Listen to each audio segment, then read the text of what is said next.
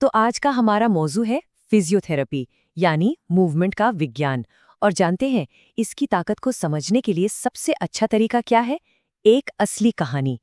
ये शब्द उस इंसान के हैं जिसके लिए खाना बनाना जुनून था, लेकिन टेंडिनाइटिस की वजह से हाथों और कलाइयों में इतना दर्द रहने लगा कि सोचिए लहसुन काटना तक एक बहुत बड़ी चुनौती बन गया था। और बस यही वो मोड़ था जहां से सब कुछ बदला। और जानते हैं इसका नतीजा क्या हुआ? कमाल का।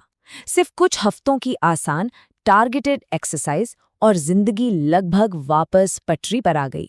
ये उन पेन किलर्स या सर्जरी से कहीं बेहतर था जिन्हें लोग अक्सर आखिरी रास्ता मान बैठते हैं। तो ये जो अनुभव है, ये एक बड़ा सवाल खड़ा करता है। फिजियोथेरेपी आखिर है क्या? क्या ये सिर्फ मूंछ और दर्द के लिए है, या फिर इसका दायरा इससे कहीं कहीं ज्यादा बड़ा है? चलिए इसी सवाल का जवाब ढूंढते हैं। और यकीन मानिए, इसका दायरा इतना बड़ा और हैरान करने वाला है कि ये सिर्फ स्पोर्ट्स इंजरी या ऑपरेशन के बाद की रिकवरी से बहुत आगे की चीज़ है। जरा इस लिस्ट पर नजर डालिए। स्ट्रोक रिहैबिलिटेशन, सेरेब्रल पाल्सी, पीठ का पुराना दर्द, बच्चों में डेवलपमेंटल देरी, यहाँ तक कि अस्थमा जैसी सांस की तकलीफों में भी। मतलब न्यूरोलॉजिकल परेशानियों से लेकर बच्चों की ग्रोथ, पुराने दर्द और सांस की दिक्कतों तक फिजियोथेरेपी का रोल हर जगह है। एक उदाहरण लेते हैं पीडियाट्रिक फिजियोथेरेपी का। ये वो खास एरिया है जो बच्चों की मदद करता है। मान लीजिए किसी बच्चे को सेरिब्रल पाल्सी जैसी कोई कंडीशन है, तो फिजियोथेरेपी गाइडेड एक्सरसाइज के जरिए उनकी मसल्स को मजबूत करती है, कोऑर्डिनेशन बेहतर बनाती है। इससे उन्हें बैठने, घुटनों के बल चलने या फिर अपने पैरों पर खड़े होने जैसे माइलस्टोन्स तक पहुंचने में मदद मिलती है।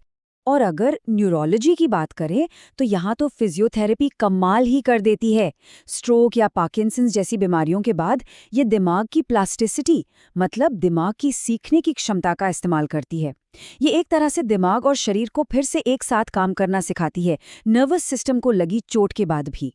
तो अब सवाल ये उठता है कि आखिर ये काम कैसे करता है?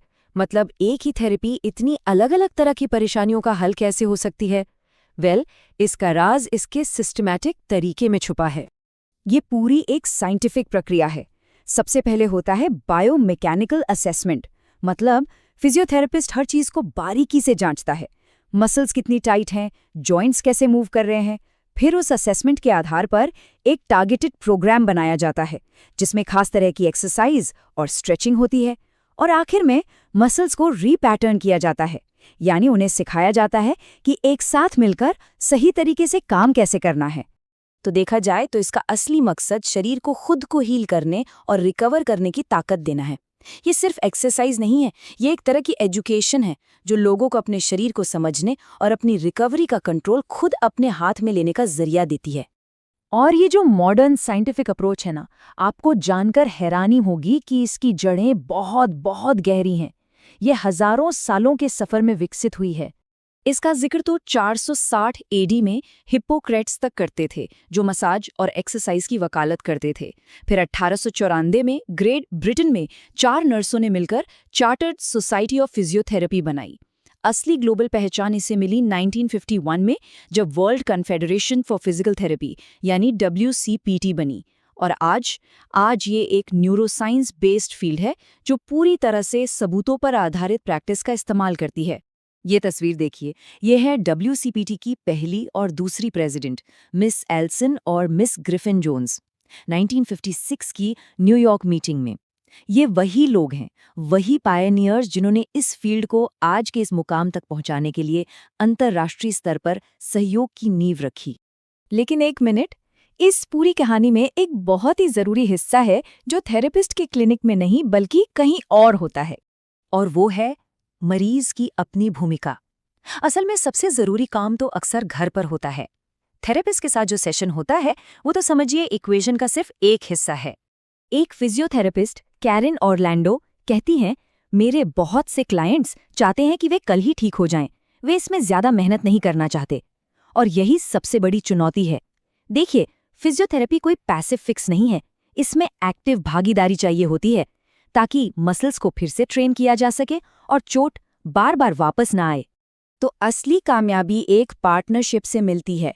पहला कदम अपनी डायग्नोसिस को समझना, मतलब ये जानना कि जो एक्सरसाइज दी गई है वो क्यों दी गई है।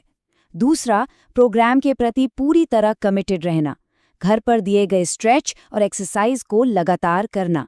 और तीसरा और सबसे ज़रूरी, अपनी प्रोग्रेस के बारे में थेरेपिस्ट से लगातार बात करना। इससे उन्हें प्रोग्राम को एडजस्ट करने में मदद मिलती है। तो अगर मूवमेंट यानी कि हरकत करना ही दवा है, तो हमारा नुस्खा क्या होना चाहिए? फिजियोथेरेपी हमें मूवमेंट के लिए एक नुस्खा ही तो देती है। ये हमें अपनी हीलिंग प्रोसेस में एक एक्टिव रोल निभाने और शारीरिक आज़ादी पाने की ताकत देती है।